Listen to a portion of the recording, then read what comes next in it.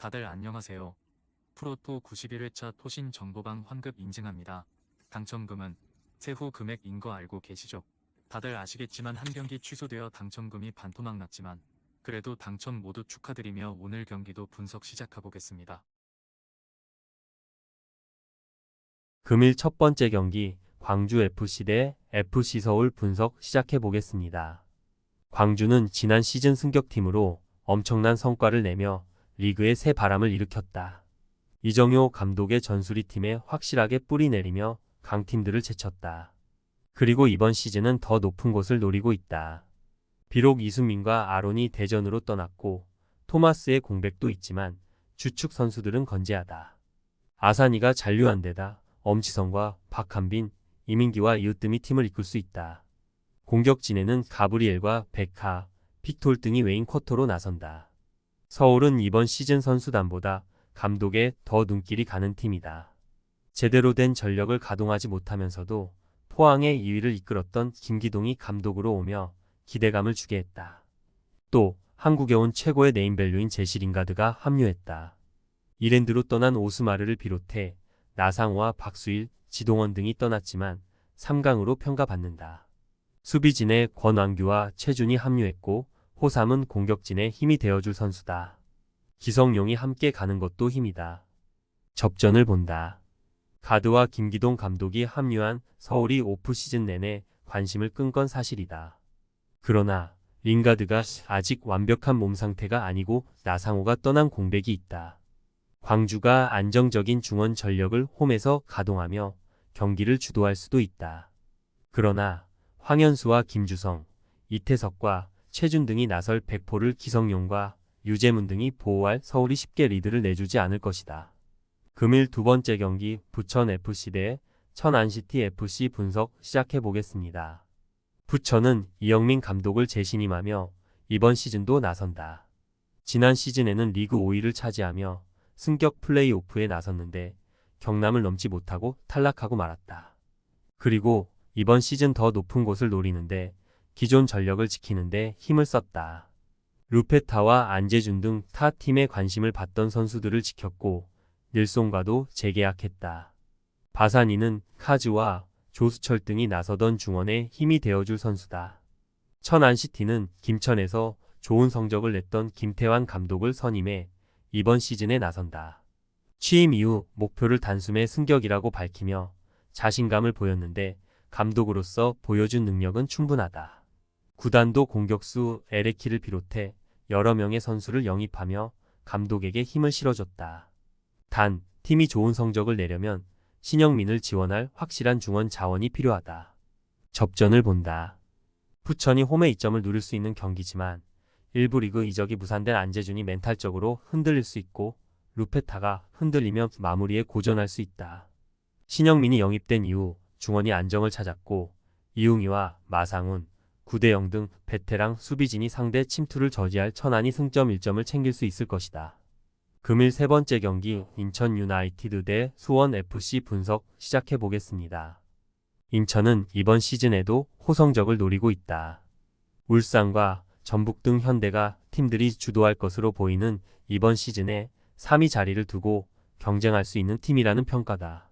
조성환식 축구가 완전히 팀의 자리를 잡았고 강력한 수비도 강점이다. 에르난데스가 전북으로 이적한 건 아쉽지만 무고사와 제르소, 천성훈 등 주축 공격수들이 건재하고 델브리지와 오반석의 유니치가 가세한 수비는 더 강해졌다. 단, 델브리지는 복귀까지 다소 시간이 필요할 수 있다. 수원FC는 지난 시즌 극적으로 잔류에 성공한 이후 감독을 교체하고 이번 시즌에 나선다. 김도균 감독이 이랜드로 떠난 자리를 김은중 감독이 메우게 됐다. 그러나 선수단의 변화가 크다. 우고 고메스와 바우테르손, 로페즈 등 외인이 모두 팀을 떠났고 정자용과 신세계, 김영과 이영재도 없다. 그 공백을 국대 센터백인 권경원과 아컵 풀백인 아르한, 공격수인 올리베이라와 몰레알 등이 메워야 한다. 이승우를 잡은 것은 팀의 다행이다. 인천의 승리를 본다. 수원FC도 권경원과 올리베이라 등 필요한 선수를 영입한 것은 맞다. 그러나 새로운 감독과 달라진 팀 전력을 감안할 때 시간이 필요할 수 있다. 홈의 이점을 살릴 수 있고 제르소와 송시우가 무고사를 도와 공격을 주도할 인천이 승리할 것이다. 금일 네 번째 경기 강원FC 대 제주유나이티드 분석 시작해 보겠습니다. 강원은 지난 시즌 승강 플레이오프에서 김포를 제치고 살아남았다. 시즌 중 부임하며 소방수 역할을 맡았던 윤정환 감독이 팀을 잔류시키며 이번 시즌은 더 높은 곳을 노린다. 그러나 팀의 몸집 줄이기에 나서며 많은 선수들이 떠난 것도 사실이다. 입대한 김대원과 서민우 외에도 이정엽이 부산으로 떠났고 알리바F와 정승용, 유상훈 등이 성남으로 이적했다.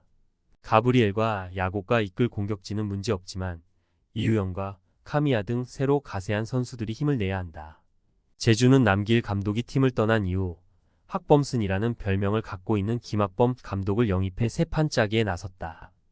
환갑을 넘은 나이에도 트렌드에 뒤처지지 않는다는 평가를 듣고 있고 전술에 강점이 있기에 좋은 선택으로 보인다. 그러나 눈에 띄는 영입이 없는 점은 아쉽다. 김호규와 이기혁, 김봉수와 조나탄 링 등이 떠난 것에 비해 들어온 선수는 중앙 미드필더인 이탈로 정도다. 서진수와 헤이스, 유리 조나탄은 이번 시즌에도 팀 공격을 이끈다. 접전을 본다. 강원은 외인 공격수 전력이 좋은 팀이다. 그러나 김대원과 서민우가 빠지며 이선 지원이 다소 떨어질 수 있다. 최영준과 김건웅이 중원에서 상대의 침투를 저지하며 쉽게 공간을 주지 않을 것이고 임채민과 연재훈, 임창우가 수비 라인을 지켜낼 제주가 원정 승점 1점을 따낼 것이다. 금일 다섯 번째 경기 충북 청주FC 대 전남 드래곤 분석 시작해 보겠습니다. 청주는 프로리그에 첫 참여했던 지난 시즌 승점 50점 이상을 따내며 중위권에 안정적으로 안착했다. 최윤겸 감독이 팀을 잘 만들었고 성적으로 증명했다. 그리고 나서는 두 번째 시즌에 더 좋은 성적을 노리고 있다. 조르지가 떠났지만 파울리뉴가 버티는 공격진에는 윤민호와 나이지리안 스트라이커 오두가 가세했고 일본인 미드필더 미유키는 중원에서 힘이 되어줄 것이다. 가장 늦게 합류한 센터백 베니시오는 이한생과 중앙 수비를 책임질 것이다. 전남은 지난 시즌 리그 7위를 기록하며 승격 플레이오프에 나서지 못했다. 시즌 중반 이후 승점 추가를 잘하긴 했지만 초반 홈에서 부진했던 것이 뼈아팠다.